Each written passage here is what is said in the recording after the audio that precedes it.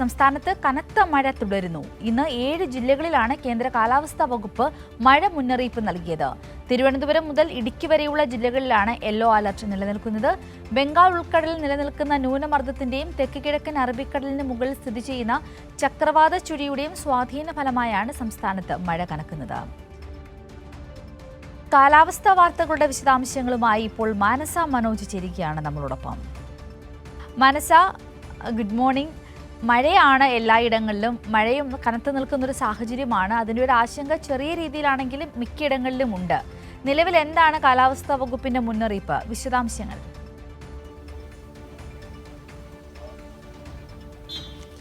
തീർച്ചയായും സിന്ധൂരി സൂചിപ്പിച്ചതുപോലെ തന്നെ കാലാവസ്ഥാ കേന്ദ്രത്തിന്റെ അറിയിപ്പ് പ്രകാരം വരുന്ന 5 ദിവസങ്ങളിൽ കൂടി ഇതേ രീതിയിൽ, അതായത് മധ്യ തെക്കൻ ജില്ലകളിൽ 7 ജില്ലകളിലാണ് നിലവിൽ യെല്ലോ അലർട്ട് തുടരുന്നത്. ആ ജില്ലകളിൽ വരുന്ന 5 ദിവസം കൂടി മഴ ശക്തമായ രീതിയിൽ തുടരും എന്ന് തന്നെയാണ് അറിയിച്ചിരിക്കുന്നത്. നിലവിൽ തിരുവനന്തപുരം, കൊല്ലം, കോട്ടയം, പത്തനംതിട്ട, ആലപ്പുഴ, എറണാകുളം, ഇടുക്കി ജില്ലകളിലാണ് മഴ മുന്നറിയിപ്പ് ഉള്ളത്. യെല്ലോ അലർട്ടാണ് ഉള്ളത്. അതുകൊണ്ട് തന്നെ ആശങ്കപ്പെടേണ്ട സാഹചര്യമില്ല, ജാഗ്രത പാലിക്കണമെന്ന് തന്നെയാണ് കാലാവസ്ഥാ നിരീക്ഷണ വകുപ്പ് അറിയിച്ചിരിക്കുന്നത്. ഒപ്പം അറബിക്കടലിലെ ന്യൂനമർദ്ദവും അതോടൊപ്പം തന്നെ ബംഗാൾ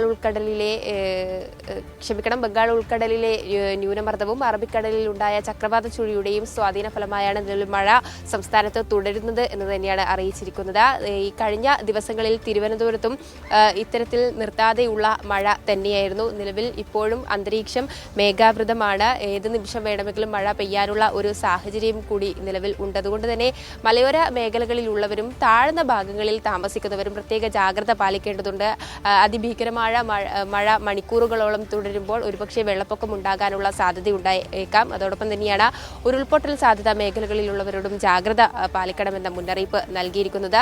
നിലവിൽ ഏതായാലും നാളെ വരെ മത്സ്യബന്ധന വിലക്ക് കേരള തീരത്ത് ഏർപ്പെടുത്തിയിട്ടുണ്ട്. ഒരുപക്ഷെ വരുന്ന 5 ദിവസം കൂടി മഴ തുടരുന്ന ഒരു സാഹചര്യം ഉള്ളതുകൊണ്ട് വരുന്ന ദിവസങ്ങളിലും മത്സ്യബന്ധന വിലക്ക് തുടർന്നേക്കാമെന്ന മുന്നറിയിപ്പ് തന്നെയാണ് നിലവിലുള്ളത്. സിന്ധൂരി. ശരി മാനസ.